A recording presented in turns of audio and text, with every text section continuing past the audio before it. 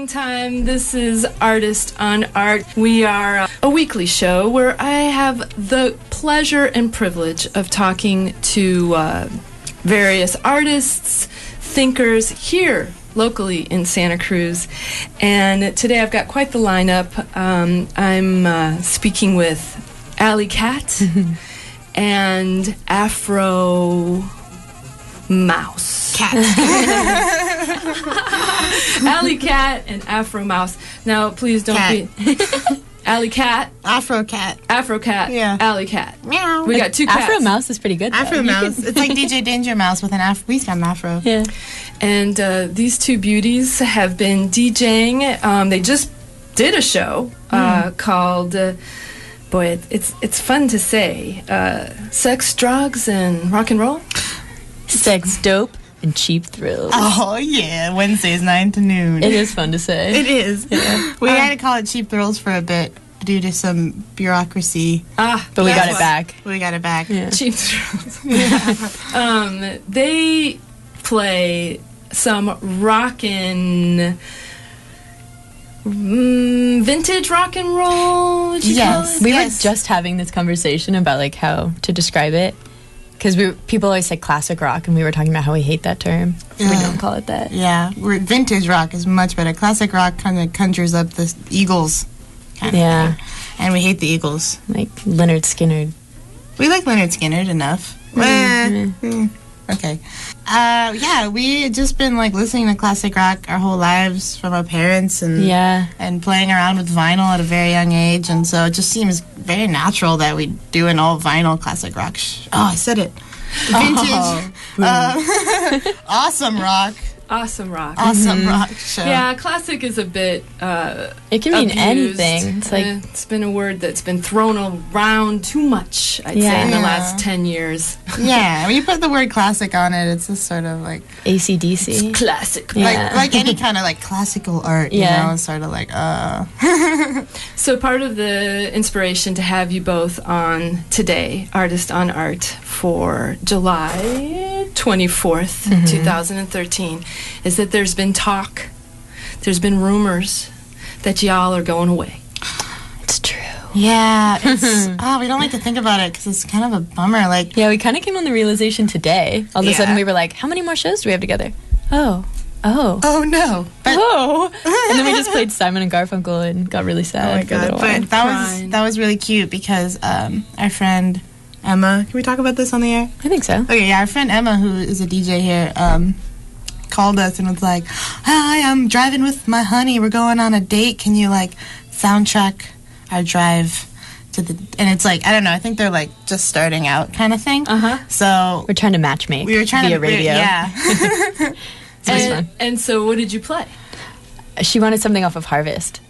So we did some Neil Young, and then we did another Neil Young tune, and then where did it go from there? Oh man, we played some like Cat Stevens. We played Joni Mitchell. Joni Mitchell. Yeah, it was. We were like tearing up in here, and it was really cool because that's like, where else do you get to like do that with with the power of the airwaves? You get to like start loving and I don't know, share it. So AfroKat, I want to ask you first. I'm going to ask the same thing to AliKat. What drew you to radio? What made you want to do what you do? Oh my gosh. I mean, I've been a music snob my entire life, and just being able to be on the radio seemed like the coolest, opportunity, the coolest gift, the school had to offer. And I realized, I don't know, sort of when you meet and talk to a lot of people who work here, it's sort of like they're all musical misfits.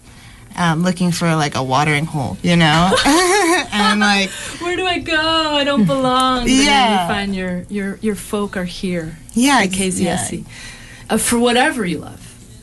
And yeah, exactly. And you get to like feed off each other, and it's like a community of music lovers, which you don't really have anymore. Like record stores are dying. Like where else do you just go nerd out on jazz records? Like it's such a good. I've learned so much about myself and music here. And would you mind sharing with us maybe a little what you've discovered about yourself as a DJ at KZSC? Oh, man, that is a heavy question. Well, you brought it up. I know. You let it on. Definitely I learned, I mean, I was already kind of confident, but I learned way more confidence skills and just being able to express myself through other people's art, is sort of an interesting thing. Yeah. That's cool. Yeah, and KZSC really puts a lot of trust in you, to do a good job as a DJ. And it's really cool to have that kind of responsibility and meet it and exceed it. In your case. Yeah. Definitely. Yeah. And so, AliKat, would you mind sharing with us what drew you to radio?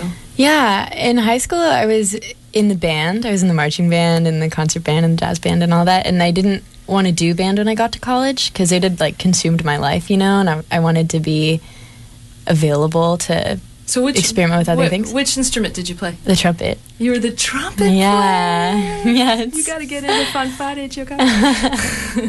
I whip it out from time to time still. Oh, I bet. It doesn't sound quite like it used to. But soon after I got to college, I realized I just really missed having a community like that. And like Molly said, it's just, KZSC is just like a giant house of geeks. It's so nice, The coolest geeks. The coolest geeks ever, yeah. The music geeks. Yeah, everyone just comes in and everyone is nerding out so hard on some different kind of music, and it's something really sometimes obscure, sometimes not, and everyone's just gossiping about music and making each other CDs, and it's really beautiful.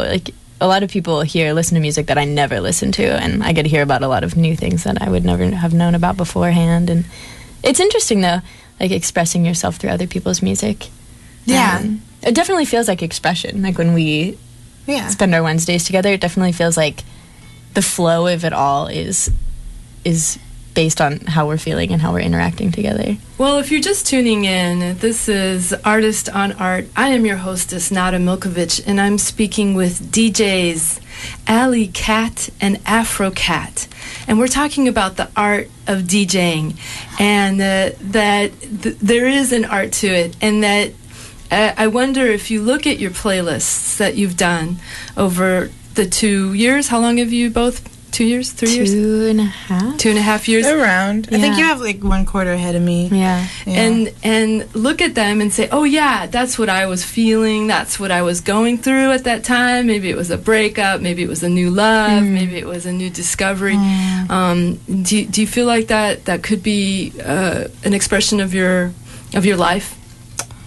Definitely. I think so. Yeah. I mean, not so much in maybe a time of a long period of sadness or something, but just on in a day, we kind of get there and you feel the mood, and we just we never make much of a plan. When we were starting out, we would make these really organized lists because we were afraid of messing up, but now it's just so natural that we just kind of get there in the morning and we're how do you feel, and we just kind of sit and talk and eat bagels, and we're what sounds really good right now, this, and then after that it just really flows, and yeah, we're I mean, I don't want to brag, but we're the best DJ duo ever. I've done shows with a lot of people, and it's it's always different working with another person, because they always want to play their music, and they have an idea of where the show wants to go, and you want to also have your idea expressed.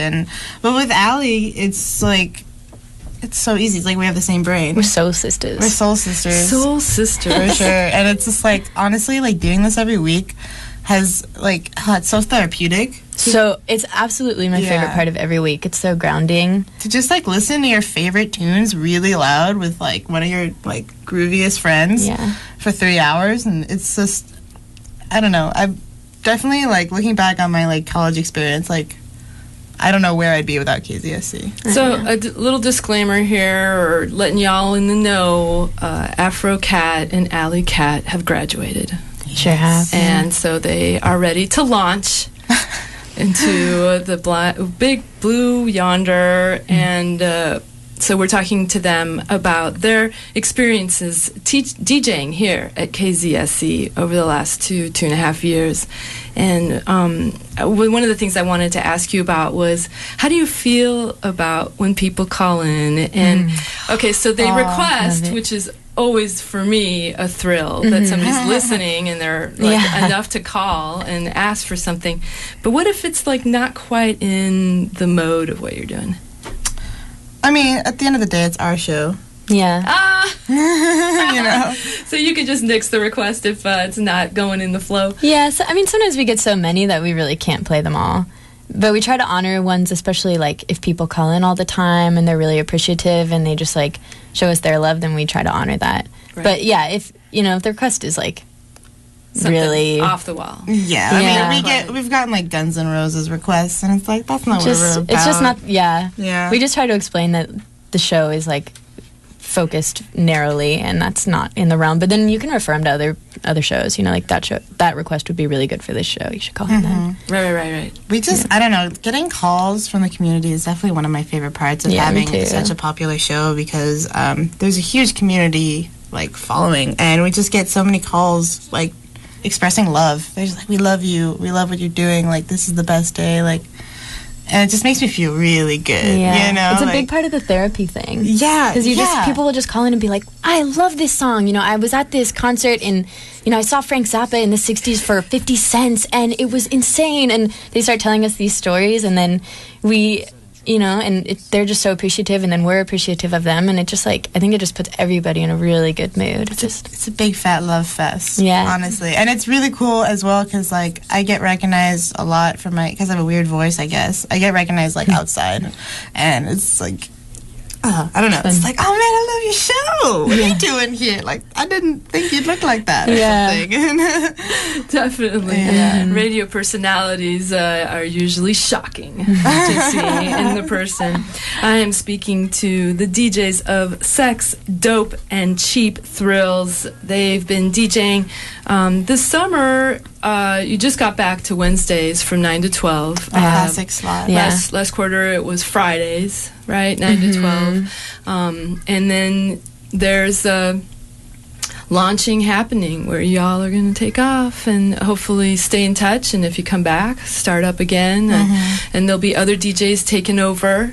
Yeah, we have a couple friends in mind that might take the show over, which would be cool. We always had the idea that we'd want to keep the show like a student-run collective that could potentially maybe be like a God show one day. Yeah, we actually inherited this show from our mentor, Oliver Kopitz. I hope he's listening right now. He always does. He always tunes in and tapes our shows. Yeah, and I feel like you and I will do the same. Oh yeah, we got to keep an eye on this baby. But it's cool. Like, when did Oliver start the show? Oh man, 4 years ago. 4 years ago. Maybe? So this is like a 4-year long show, which is like pretty cool. And like after us, it'll be probably the longest show, right?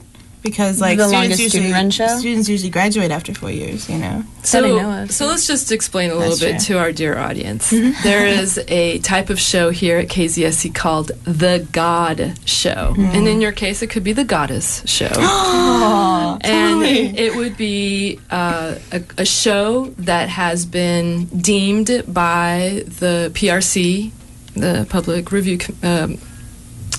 Program Review Committee, and some other higher authorities here at the station. And what happens is a show that's been running for over 4 or 5 years, and that has a large following, that has a large amount of donations to the show, then that show gets the status of God Show, which means it gets to be in the same time slot. It doesn't change.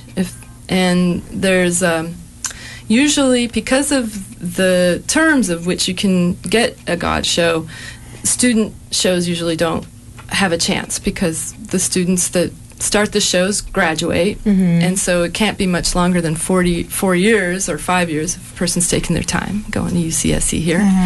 And then, but y'all put it out there to make this a God Show, and hopefully that will happen very soon. Oh, that's like, the dream. That's all I really would want. If we could leave with that, like, I'm set, I'm golden. Yeah, me too. And we got some good people lined up, some buddies that know their stuff, and then they're responsible to pass it on as well, and to see how long we can ride this thing out, especially in Santa Cruz. Like, there's such a need for Sex, Dope, and Cheap Thrills that I don't see a problem.